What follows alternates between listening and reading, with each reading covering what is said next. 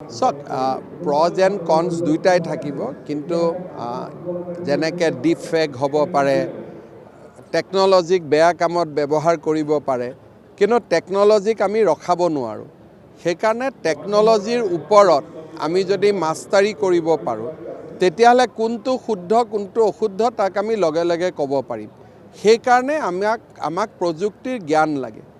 কালি এনেকুৱা হ'ব পাৰে, আমাৰে আপোনাৰে ফটো এখন বিভিন্ন ধৰণে সি প্ৰয়োগ হ'ব পাৰে, কিন্তু ফটোখন চালে সাধাৰণ লোকে বুজিব লাগিব যে এইখন ফেক ফটো নে ৰিয়েল ফটো। গতিকে যেতিয়ালৈকে আমি প্ৰযুক্তিক নাজানো, তেতিয়ালৈকে প্ৰযুক্তিৰ ওপৰত আমি কণ্ট্ৰল ল'ব নোৱাৰোঁ। সেইকাৰণে আমাৰ ল'ৰা ছোৱালীয়ে নতুন প্ৰযুক্তিৰ বিষয়ে শুনিব লাগে, জানিব লাগে, শিকিব লাগে, যাতে প্ৰযুক্তিক আমি নিয়ন্ত্ৰণ কৰিব পাৰোঁ। চাওক প্ৰজ এণ্ড কনছ দুইটাই থাকিব, কিন্তু যেনেকৈ ডিপ ফেক হ'ব পাৰে, টেকন'লজিক বেয়া কামত ব্যৱহাৰ কৰিব পাৰে, কিন্তু টেকন'লজিক আমি ৰখাব নোৱাৰোঁ। সেইকাৰণে টেকন'লজিৰ ওপৰত আমি যদি মাষ্টাৰী কৰিব পাৰোঁ, তেতিয়াহ'লে কোনটো শুদ্ধ কোনটো অশুদ্ধ তাক আমি লগে লগে ক'ব পাৰিম। সেইকাৰণে আমাক প্ৰযুক্তিৰ জ্ঞান লাগে।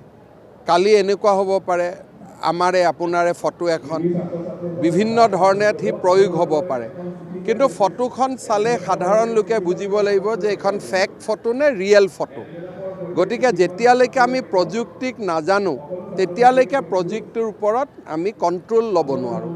সেইকাৰণে আমাৰ ল'ৰা ছোৱালীয়ে নতুন প্ৰযুক্তিৰ বিষয়ে শুনিব লাগে, জানিব লাগে, শিকিব লাগে, যাতে প্ৰযুক্তিক আমি নিয়ন্ত্ৰণ কৰিব পাৰোঁ।